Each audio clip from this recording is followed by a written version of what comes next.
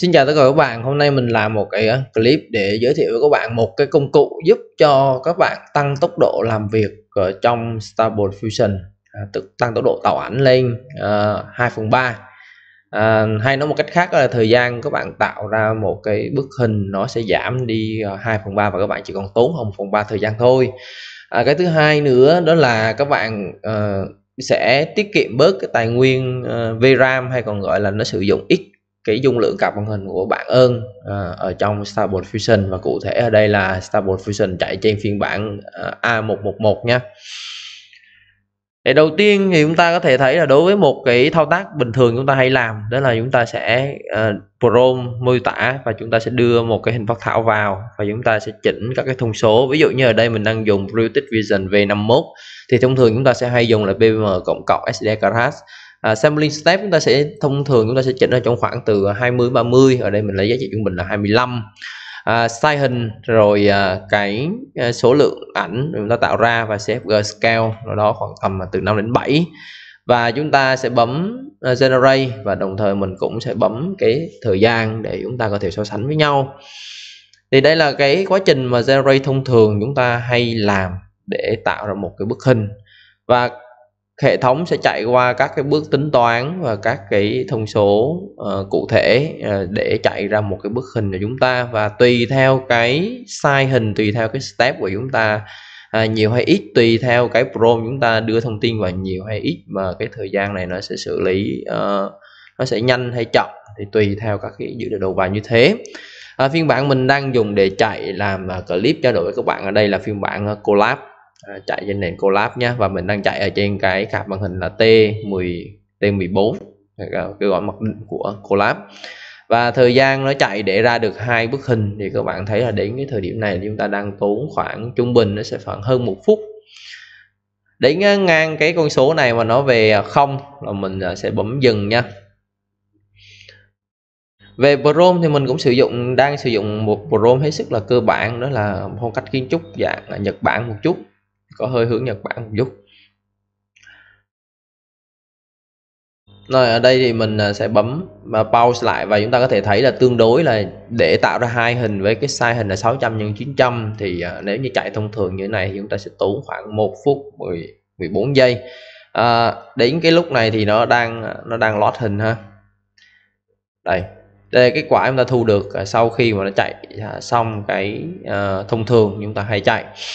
Bây giờ để các bạn có thể là tăng tốc lên thì ở đây chúng ta đang dạo gần đây chúng ta xuất hiện một cái LoRa, nó tên là Pitalk LoRa Way. Đây chúng ta sẽ sử dụng cái con LoRa này, chúng ta đưa vào.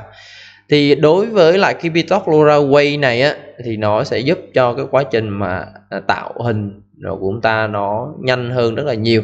Nhanh hơn ở đây cụ thể là nhanh hơn như thế nào, là thay vì chúng ta phải tính sampling step thì chúng ta chỉ cần khoảng 8 step thôi, tức là thay vì tính 25 step thì chỉ còn khoảng 8 step.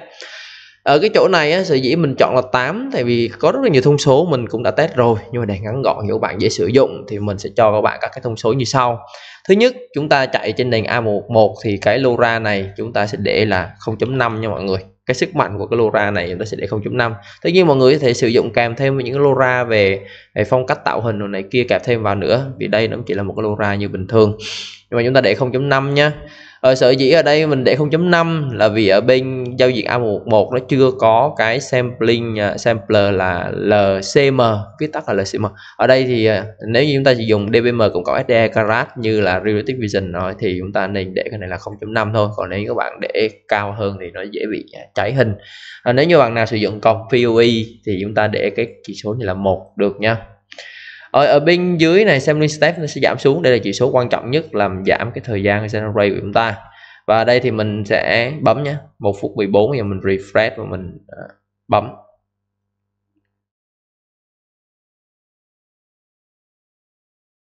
Thì lúc này á, với cái sự xuất hiện của cái ông này thì đối với cái thông số này khi mọi người đưa vào thì mọi người sẽ có là đưa ra cái kết quả chất lượng hình ảnh nó được khoảng 90-95% so với việc chúng ta chạy bình thường, với thời gian được rút ngắn đi 2 phần, thì nó còn tốn khoảng 1/3 thời gian hoặc hơn một tí nữa thôi. Và nó đặc biệt là nó tốn cái ngốn cái dung lượng VRAM mọi người cũng ít hơn. Ở đây chúng ta dừng nha. Vậy thì ban nãy là 1 phút cùng 14 giây, còn bây giờ thì khoảng 32 giây thì chúng ta sẽ có được kết quả như thế này. Nhưng mà kết quả như thế này thì các bạn lưu ý nhé, cái thông số ở đây là 0.5 này này, cái này là 8, nhưng mà cái này thì nó sẽ hoạt động ngon lành với lại cái chỉ số CFG scale là khoảng 2 hoặc 3 nha mọi người. Và ở đây thì mình sẽ bấm generate lại cho mọi người xem ha. Mọi người có thể thấy là cái chỉ số ở đây, cái phương án ở đây nó hơi bị cảm giác là nó hơi bị cháy, thì lúc này chúng ta sẽ giảm CFG scale xuống nhé. Và đây mình sẽ bấm generate. Rồi thì cái thông số mà ngon lành cho mọi người ở đây là 0.5, 8 và 2. Và tất nhiên là mọi người, nếu như mọi người có cái ý tưởng gì hoặc là có thời gian, mọi người có thể test với nhiều cái thông số khác nhau, hoặc là mọi người có thể sử dụng cái chế độ là XYZ plot để mọi người có thể test tự động ở bên dưới này. Chúng ta có thể dùng cái chế độ test tự động để tìm ra cái thông số mà mọi người ưng ý nhất. Còn nếu như mọi người lười biếng thì mọi người có thể dùng ngay cái con số mà mình đưa ra.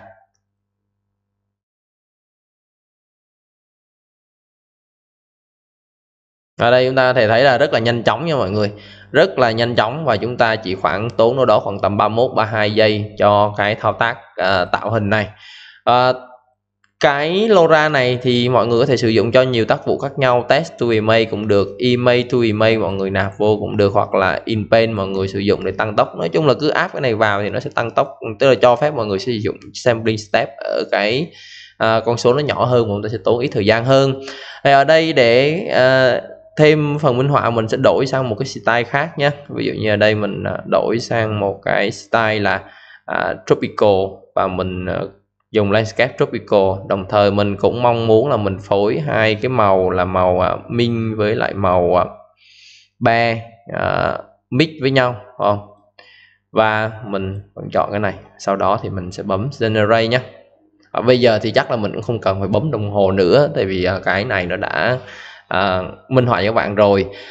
Đến đây thì nếu như các bạn muốn sử dụng cái LoRa này thì hết sức là đơn giản, mình sẽ để cái link download ở đây. Và cái LoRa này hiện nay nó có 3 phiên bản là SD version 1.5 và SDXL và SD 1B. Thì nếu như các bạn sử dụng các cái checkpoint thông thường thì chúng ta sẽ sử dụng cái SD version 1.5, còn nếu như các bạn sử dụng các cái model checkpoint là SDXL thì các bạn sẽ lấy cái LoRa này về. Và cái cách nạp vào thì chúng ta cũng nạp như mọi LoRa khác, tức là mọi người sẽ đưa vào trong cái thư mục mà lưu trữ LoRa của mọi người, và sau khi đưa vào xong thì ở trong cái khu vực LoRa này nó sẽ có cái thông số, có cái LoRa này cho mọi người gọi ra nha, như mọi cái LoRa khác, không có gì đặc biệt. Và trong lúc mình nói chuyện như thế thì nó cũng đã tạo ra cái phương án hình ảnh như thế này theo cái pro mới mình mới nhập vào. Và đó cũng là cái chia sẻ của mình ở trong cái clip lần này. Nếu như các bạn cảm thấy các cái nội dung mình chia sẻ ở đây hấp dẫn và có ích cho cái công việc của các bạn thì các bạn cũng có thể là cho mình một like, một share, một comment và chia sẻ nội dung của mình đến với cộng đồng mà anh em bạn bè khác nhé. Xin chào và hẹn gặp lại các bạn ở trong những cái clip chia sẻ sau.